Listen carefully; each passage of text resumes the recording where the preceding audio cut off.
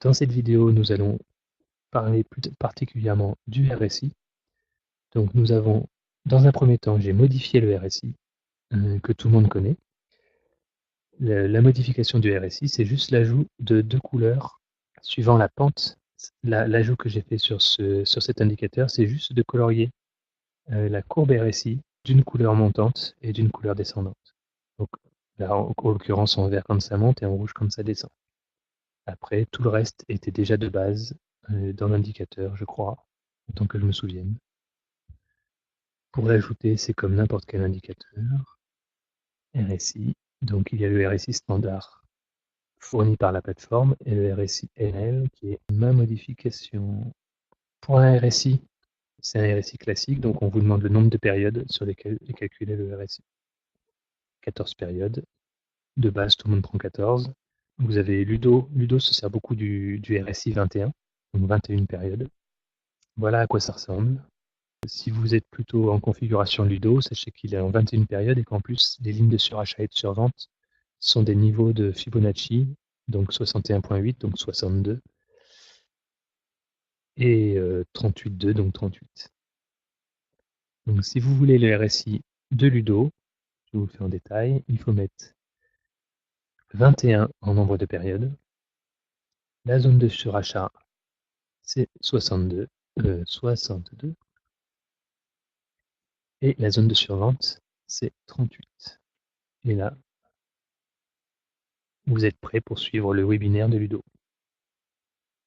Voilà. Et vous aurez donc ces tracés de courbes, ces cassures de courbes, ces passages de 50, des 50% et des zones de surachat et de survente qui correspondront à ce que Ludo vous propose. Voilà.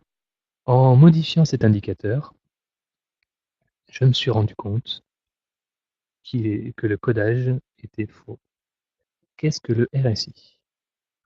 Le RSI, c'est Relative Strain Index, c'est un indicateur parmi les plus connus développé par Wilder en 1978. Il met en évidence les zones de surachat et de survente. Ok.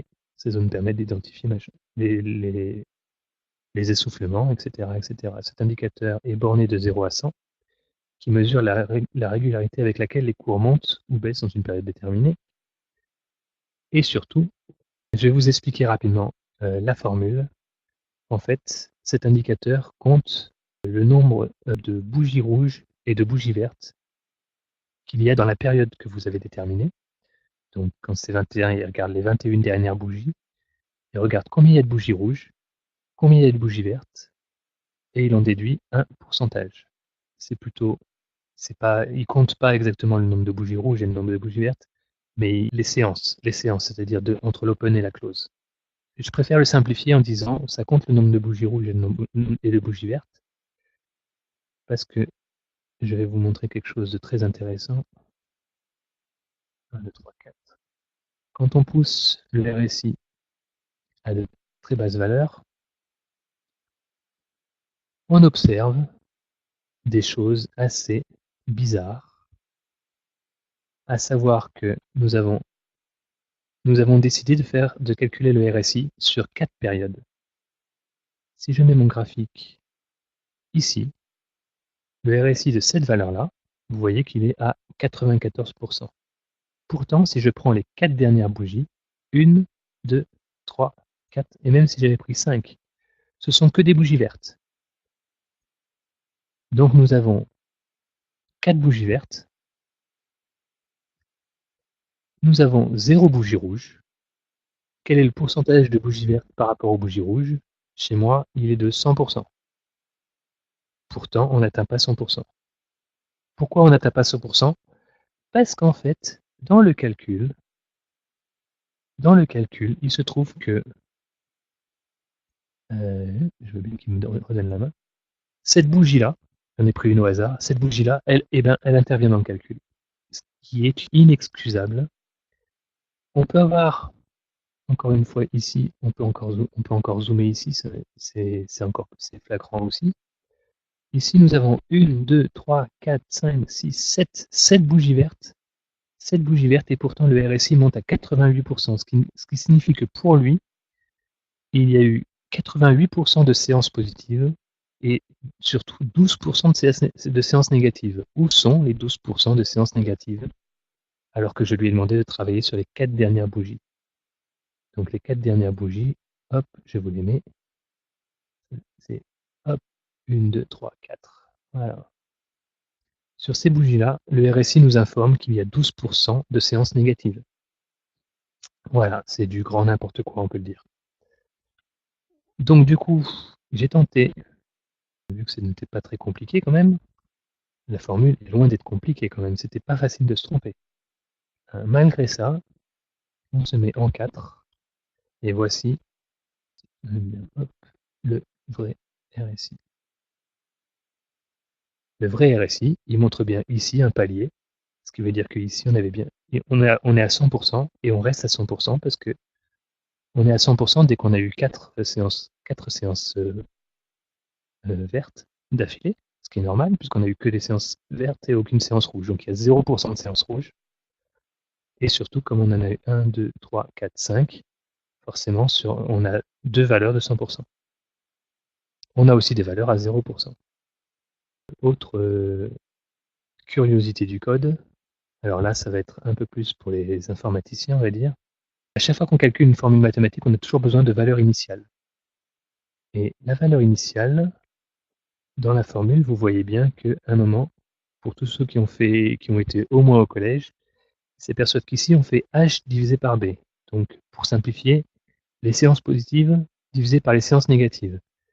Vous savez tous qu'on n'a pas le droit de diviser par 0. Donc quand on n'a pas de séances négatives, on risque de diviser par 0. Pour ceux qui ont fait des études jusqu'au lycée, ils savent que quand on divise par un nombre proche de 0, c'est comme si on multipliait par un nombre très très grand. Et donc le résultat sera très très grand. Donc diviser par 0, en gros, c'est se rapprocher de plus l'infini.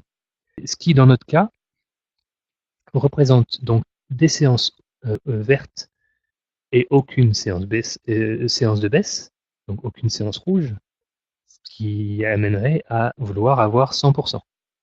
Et si on dit que ce nombre, que divisé par 0, ça revient à faire quelque chose de très très grand, ça confirmera que ce chiffre-là va s'approcher et va donner un RSI à 100%. Pourtant, dans le code de base, il dit si on n'a aucune séance négative, donc négatif c'est le nombre de séances, si on a aucune séance négative et donc que des séances positives, alors on impose un RSI à 0. Autant dire que cet algorithme, s'il n'y avait pas l'erreur de prendre un historique sur 2500 bougies au lieu de le prendre que sur le nombre de périodes désignées, si dans le nombre de périodes vous n'aviez que des bougies vertes, vous auriez un RSI à 0. C'est pour vous montrer les 3 erreurs de code. Et donc le RSI, donc si jamais je vous mets du RSI standard 14 que tout le monde connaît, et que je vous mets mon RSI, le vrai RSI 14, voilà, vous voyez qu'ils n'ont aucun point commun. Voilà. Donc pour mieux les comparer,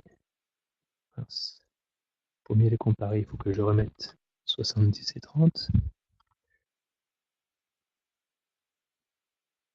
Voilà.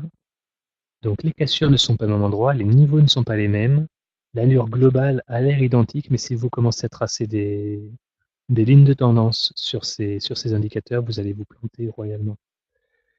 En tout cas, ma conclusion est celle-ci, même si ce RSI est complètement faux, puisqu'il est vendu comme étant le RSI de Wilder, et le RSI de Wilder, vous avez vu sa formule. Ensuite, c'est vrai qu'il existe d'autres calculs de RSI qui atténuent les variations et qui font des moyennes donc des moyennes exponentielles et donc cette fois-ci qui ont besoin de beaucoup plus de bougies, mais le RSI standard, ce n'est pas ce qu'il prétend être. Le RSI standard, il prétend être celui de Winder qui calcule exactement ce qui est en bas. Malgré tout, comme personne n'utilise l'algorithme qui est en bas, ça signifie que si vous l'utilisez vous vous aurez une vraie signification boursière de l'information fournie par l'indicateur. En revanche, vous serez le seul à traiter avec cet indicateur. Comme vous êtes le seul à voir quelque chose, vous ne serez pas forcément dans le même sens que la majorité des gens.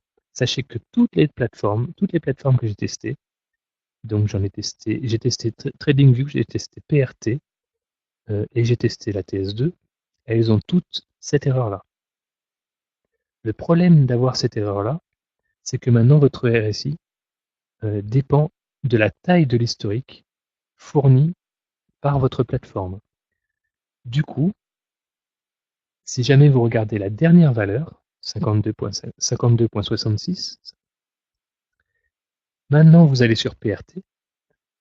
Sur PRT, vous ouvrez un graphique mensuel du HKG33. Vous aurez une valeur proche de 52.66, mais vous n'aurez jamais exactement la même valeur. Pourquoi? Parce que l'historique par défaut traité par la plateforme TS2, elle est de 300 bougies. Du coup, il va calculer le RSI sur les 300 dernières bougies. Sur PRT, c'est, je ne sais plus si c'est 5000 ou 10 000 bougies qui sont traitées. Du coup, il va vous calculer le RSI en tenant compte des 5000 ou 10 000 bougies. Du coup, la bougie 5000 pas en arrière, 5000 pas dans le passé, a également une influence sur le calcul, même si vous demandez un RSI 2. Pour moi, c'est assez aberrant, mais c'est comme ça. Voilà, donc du coup, il n'y a aucune plateforme ne vous délivrera exactement la valeur du RSI. Donc c'est pour ça qu'il faut aussi vous méfier si jamais vous avez des méthodes qui sont sur cassure du 50 ou cassure du 70. Prenez bien soin de ne pas être trop précis sur les valeurs de cassure. Voilà. Faites plutôt une zone. Par exemple, 70, cassure de 70, c'est seulement quand on a cassé 72 par le haut. Et quand on casse par le bas, c'est plutôt quand on a cassé 68 par le bas. Vous voyez? Si jamais on est à 70,01 et que vous dites ça y est, on a cassé 70, eh bien, sachez que peut-être que sur une autre plateforme, on sera encore à 69,89, voire peut-être un peu plus bas. Et donc que tout le monde ne voit pas la cassure. Voilà. C'est une des raisons pour laquelle je n'utilise jamais le RSI. Et j'insiste bien sur le fait que je vous ai fourni le vrai RSI, juste pour consultation, pour que vous puissiez voir la différence qu'il y a entre les deux. Vous pouvez même ouvrir le code pour voir la différence de codage qu'il y a entre les deux.